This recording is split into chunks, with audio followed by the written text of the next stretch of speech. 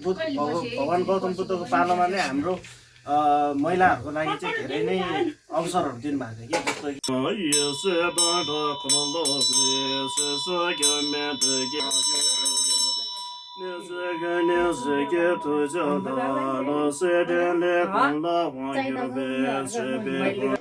हाम्रो यता आखे चाहिँ पुरा तोर्मा बनाउँदै हुनुहुन्छ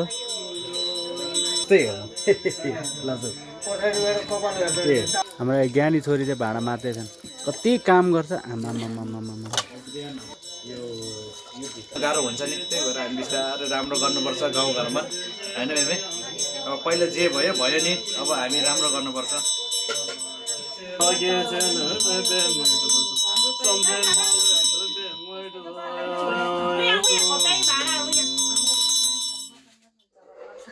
सकिसकेपछि चाहिँ पैसा नचलाउने ठाउँमा त्यसमा लकरहरू छ अथवा त्यस्तो पैसाहरू राख्ने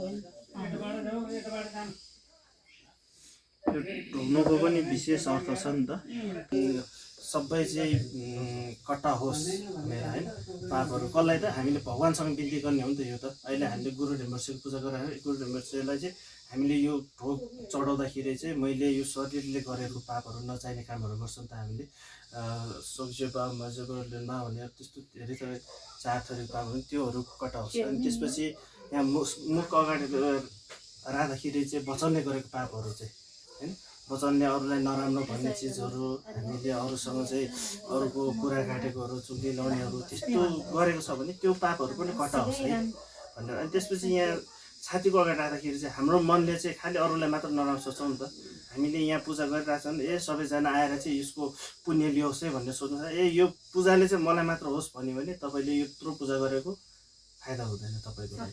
त्यो भएर यहाँ जतिजना आउनुहुन्छ उहाँहरू सबैजनाले चाहिँ यो पूजाबाट चाहिँ उहाँहरूले पनि पुण्य लियोस्, धर्म गर्ने एउटा अवसर होस् भनेर चाहिँ सम्झेर चाहिँ अनि त्यसपछि मनले राम्रो चिताउने नराम्रोहरू चिताएको छ भने त्यो पाप पनि कटाओस् भनेर अनि हामीले यस्तो गरेर त्यसपछि यो 10 अकुशल कर्म त्यागेर 10 कुशल कर्म गर्ने अनि त्यसपछि अरूलाई नराम्रो भने अरूलाई बस्नुहोस् खानुहोस् भन्ने अनि अरूलाई अरूको कुरै नकाट्ने, अरूलाई सहयोग गर्ने, सकेसम्म दान गर्ने हैन, त्यस्तो 10 कुशल कर्महरू चाहिँ बढाउने अनि हामीले त्यो अकुशल कर्महरू त्यागेपछि चाहिँ 10 कुशल कर्म बढाउने। त्यो भनेको चाहिँ के हो हाम्रो धर्मको माध्यम हो कि। तर हामीले चाहिँ के भन्छ पहिला सुरुमा हाम्रो धर्म परिवर्तन हुने कारण चाहिँ यो पनि छ कि एउटा कस्तो छ भने हामीले हाम्रो धर्म बुझ्दैन। एउटा कुरो त हामी त अब जहाँ पनि बुद्धिस्ट धर्म भन्छ हैन, तर धर्मको बारेमा बुझ्दैन नि त। हामी हेर्दाखेरि गौतम बुद्धले चाहिँ हेर्दाखेरि चाहिँ उहाँको चाहिँ यस्तो पूजा घेसी पूजा छ।